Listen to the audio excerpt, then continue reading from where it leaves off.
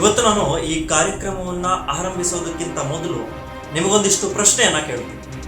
ನೀವು ಈ ಪ್ರಶ್ನೆಗೆ ಉತ್ತರ ಹುಡುಕಿದ್ರೆ ಈ ಸ್ಟೋರಿ ಕಂಪ್ಲೀಟ್ ಆಗಿ ಅರ್ಥ ಮಾಡ್ಕೊಳ್ಳುತ್ತೆ. ನಿಮ್ಮ ಗೂಗಲ್ ಪೇ ಏಕಾಏಕಿ ಸ್ಲೋ ಆಗಿಬಿಟ್ರೆ ನೀವೇನು ಮಾಡ್ತೀರಾ? ನಿಮ್ಮ ಬ್ಯಾಂಕ್ ಆ್ಯಪ್ ಕೆಲಸನೇ ಮಾಡದೇ ಇದ್ರೆ ಏನಾಗ್ಬೋದು? ನೀವು ATM ನಲ್ಲಿ ಹಣ ತೆಗಿಬೇಕಾದ್ರೆ ಮಷಿನ್ ಕೈ ಕೊಟ್ರೆ ಏನಾಗುತ್ತೆ? ಆಪರೇಷನ್ ಥಿಯೇಟರ್ನಲ್ಲಿ ಹಾರ್ಟ್ ಆಪರೇಷನ್ ಸಂದರ್ಭದಲ್ಲೇ ಕಂಪ್ಯೂಟರ್ ಕೈ ಕೊಟ್ರೆ ಕಥೆ ಏನು? ನಿಮ್ಮ ಮನೆ TV, Netflix, YouTube, Facebook, Instagram ಎಲ್ಲವೂ ಬಂದಾದ್ರೆ ಹೇಗಿರ್ತೀರ? ನೀವು ಯಾವತ್ತಾದ್ರೂ ಇಂಥದ್ದೊಂದು ಸನ್ನಿವೇಶವನ್ನ ಇಂದಿನ ಆಧುನಿಕ ಕಾಲದಲ್ಲಿ ಯೋಚನೆ ಮಾಡಿದ್ದೀರಾ? ಈಗ ಯೋಚನೆ ಮಾಡುವಂತಹ ಸಮಯ ಬಂದಿದೆ. ಅಷ್ಟೇ ಅಲ್ಲ, ಇದೆಲ್ಲವೂ ಇಲ್ಲದೆ ಇದ್ರೂ ಬದುಕುವ ಕಲೆಯನ್ನ ರೂಢಿಸಿಕೊಳ್ಳಿ ಅಂತ ಜಗತ್ತು ಮತ್ತೆ ಮತ್ತೆ ಎಚ್ಚರಿಸ್ತಾ ಇದೆ.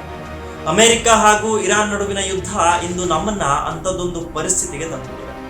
ಇಷ್ಟು ದಿನ ನಾವು ನಿಮಗೆ ಪೆಟ್ರೋಲ್ ಇಲ್ಲ, ಡೀಸೆಲ್ ಇಲ್ಲ, ಗ್ಯಾಸ್ ಇಲ್ಲ ಅಂತ ಕೊರಗ್ತಾ ಇದ್ವಿ. ಆದ್ರೆ ಈ ಯುದ್ಧ ಇನ್ನಷ್ಟು ಕ್ರೂರವಾದ್ರೆ ಹಣ ಸಿಗ್ತಾ ಇಲ್ಲ, ATM ವರ್ಕ್ ಆಗ್ತಾ ಇಲ್ಲ, ಮೊಬೈಲ್ ನಲ್ಲಿ ಸಿಗ್ನಲ್ ಇಲ್ಲ, ಯಾವುದು ವರ್ಕ್ ಆಗ್ತಾ ಇಲ್ಲ ಅಂತ ಶಾಪ ಹಾಕಿಕೊಂಡೇ ಓಡಾಡುವಂತಹ ಪರಿಸ್ಥಿತಿ ಬರುವ ಆತಂಕ ಇದೆ. ಮನೆಯಲ್ಲಿ ಕುಳಿತು ಅಂತರಿಕ್ಷದಲ್ಲಿರುವವರಿಗೂ ವಿಡಿಯೋ ಕಾಲ್ ಮಾಡೋ ತಾಕತ್ತಿನ ತಾಯಿ ಬೇರು ಅಡಗಿರೋದು ಸಮುದ್ರದ ಆಳದಲ್ಲಿ. ಈಗ ಆ ಬೇರನ್ನೇ ಕಿತ್ತೋಗಿತ್ತೀವಿ ಅಂತ ಇರಾನ್ ಹೇಳ್ತಾ ಇದೆ. ಹೀಗಾಗಿ ಭಾರತಕ್ಕೂ ಸಹ ದೊಡ್ಡದೊಂದು ತಲೆನೋವು ಶುರುವಾಗಿದೆ. ನಾವಿವತ್ತು ಈ ಗಲ್ಫ್ ಯುದ್ಧದಿಂದಾಗಿ ಇಂಡಿಯಾ ಹೇಗೆ ದೊಡ್ಡದೊಂದು ಇಂಟರ್ನೆಟ್ ಸಮಸ್ಯೆಗೆ ಸಿಕ್ಕಿಕೊಳ್ಳುವ ಭೀತಿಯಲ್ಲಿದೆ ಎಂಬುದನ್ನ ಎಳೆಯಾಗಿ ಬಿಚ್ಚಿಡ್ತೀವಿ. ನೀವು ಈ ವಿಡಿಯೋವನ್ನ ಕೊನೆ ತನಕ ನೋಡೋದನ್ನ ಮರಿಬೇಡಿ. ನಮ್ಮ ಚಾನೆಲ್ ಅನ್ನ ಸಬ್ಸ್ಕ್ರೈಬ್ ಮಾಡಿ, ಲೈಕ್ ಮಾಡಿ, ಶೇರ್ ಮಾಡಿ ಹಾಗೂ ಸ್ಟೋರಿ ಬಗ್ಗೆ ಕಮೆಂಟ್ ಮಾಡಿ. ನಿಮ್ಮ ಅಭಿಪ್ರಾಯವನ್ನ ತಿಳಿಸಿ. Welcome to Mojo 9. ನಾನು ಭರತ್ ಕೊಠಾರಿ.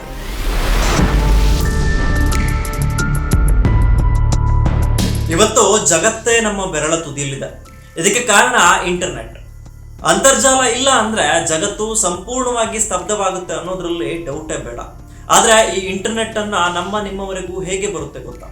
ನಾವೆಲ್ಲ ಸಿಗ್ನಲ್ ಸಿಕ್ಕಿಲ್ಲ ಅಂದ್ರೆ ಮೊಬೈಲ್ ಮೇಲೆತ್ತಿ ಟವರ್ ಹುಡುಕಾಟ ನಡೆಸ್ತೀವಿ. ಆದ್ರೆ ಜಗತ್ತಿನ ಎಲ್ಲಾ ಖಂಡವನ್ನ ಜೋಡಿಸಿರುವುದು ಸಮುದ್ರದ ಆಳದಲ್ಲಿ ಇರುವಂತಹ ಹೈಸ್ಪೀಡ್ ಇಂಟರ್ನೆಟ್ ಕೇಬಲ್ಗಳು. ಇವುಗಳನ್ನ ತಾರ್ ಅಂತ ಕರೀತಾರೆ. ಕೂದಲಿಗಿಂತಲೂ ಅತ್ಯಂತ ಸಪೂರ ಇರುವಂತಹ ತಾರ್ನಲ್ಲಿ ಲಕ್ಷಾಂತರ ಟೆರಾಬೈಟ್ ಸಾಮರ್ಥ್ಯ ಮಾಹಿತಿ ಪ್ರತಿ ಸೆಕೆಂಡ್ಗೆ ವಿಶ್ವದ ಒಂದು ಭಾಗದಿಂದ ಇನ್ನೊಂದು ಭಾಗಕ್ಕೆ ರವಾನೆ ಆಗ್ತಾ ಇರುತ್ತೆ.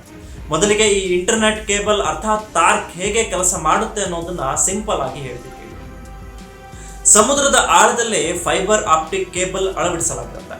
ಅದರೊಳಗೆ ಅಬ್ಬಬ್ಬ ಅಂದ್ರೆ 2 ರಿಂದ 3 ಸೆಂಟಿಮೀಟರ್ ಅಗಲದ ಜಾಗದೊಳಗೆ 2 ದಾರಿಗಳು ಇರ್ತವೆ.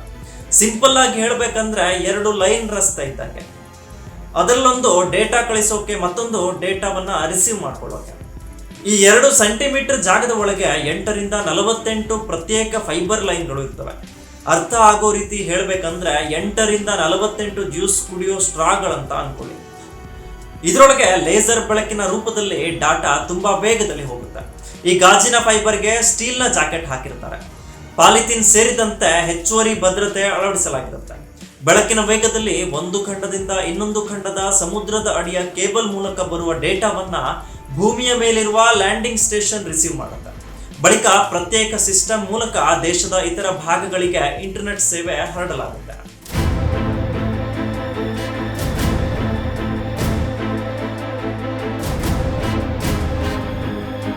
ಜಗತ್ತಿನ ಪ್ರಮುಖ ಜಲಮಾರ್ಗಗಳ ಸಮುದ್ರದ ಅಡಿಯಲ್ಲಿ ಈ ಇಂಟರ್ನೆಟ್ ಕೇಬಲ್ ಹಾದು ಹೋಗಿದೆ.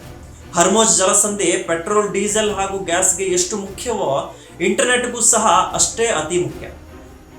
ಯಾಕಂದ್ರೆ ಭಾರತ 60% ಇಂಟರ್ನೆಟ್ ಟ್ರಾಫಿಕ್ ಹರ್ಮೋಜ್ ಜಲಸಂಧಿ ಹಾಗೂ ಕೆಂಪು ಸಮುದ್ರದ ಮೂಲಕವೇ ಹಾದು ಹೋಗಿದೆ. ಪಾಶ್ಚಿಮಾತ್ಯ ದೇಶಗಳನ್ನ ಇಂಟರ್ನೆಟ್ ಮೂಲಕ ಸಂಪರ್ಕಿಸಲು ಮುಂಬೈ ಮೂಲಕ ಹಾರ್ಮುಜ್, ಕೆಂಪು ಸಮುದ್ರ, ಸೂಯೆಜ್ ಕಾಲುವೆ, ಯುರೋಪ್ ವರೆಗೆ ಸಮುದ್ರದಾಳದಲ್ಲಿ ಕೇಬಲ್ ಇದ್ರೆ ಪೂರ್ವ ದೇಶಗಳನ್ನ ತಲುಪಲು ಚೆನ್ನೈನಿಂದ ಸಿಂಗಾಪುರ್ ಸೇರಿದಂತೆ ಇತರ ದೇಶಗಳವರೆಗೆ ಕೇಬಲ್ ಎಳೆಯಲಾಗಿದೆ. ಈಗ ಯುದ್ಧದ ವಿಚಾರಕ್ಕೆ ಬರೋಣ. ಗಲ್ಫ್ ಯುದ್ಧದಲ್ಲಿ ಅಮೆರಿಕ ಮೇಲಿನ ಸಿಟ್ಟಿಗಾಗಿ ಇಂಟರ್ನೆಟ್ ಕೇಬಲ್ ಅನ್ನೇ ಕಟ್ ಮಾಡ್ತೀವಿ ಅಂತ ಇರಾನ್ ಹೇಳ್ತಾ ಇದೆ. ಅತ್ತ ಅಮೆರಿಕ ಇರಾನ್ ಯುದ್ಧ ನೌಕೆಗಳು ಹಾಗೂ ಕೆಲ ವ್ಯಾಪಾರಿ ಹಡಗುಗಳ ಮೇಲೆಯೂ ದಾಳಿ ನಡೆಸಿದೆ. ಈ ಕ್ಷಿಪಣಿಗಳು ಸಾಗರದ ಆಳಕ್ಕೆ ತಲುಪಿದ್ರೆ ಈ ಭಾರತಕ್ಕೆ ಬೇಕಾದ ಇಂಟರ್ನೆಟ್ ಕೇಬಲ್ಗಳು ತುಂಡಾಗುವ ಸಾಧ್ಯತೆ ಇದೆ. ಅದರಲ್ಲೂ ಹರ್ಮುಜ್ ಜಲಸಂಧಿ ಅಂತ ಬಹುದೊಡ್ಡ ವಾರ್ ಝೋನ್ ನಲ್ಲಿ ಕೇವಲ 50 ಮೀಟರ್ ಆಳದಲ್ಲೇ ಇಂಟರ್ನೆಟ್ ಕೇಬಲ್ ಹಾದು ಹೋಗಿದೆ. ಹೀಗಾಗಿ ಕ್ಷಿಪಣಿಯೇ ದಾಳಿ ಮಾಡಬೇಕು ಅಂತಿಲ್ಲ.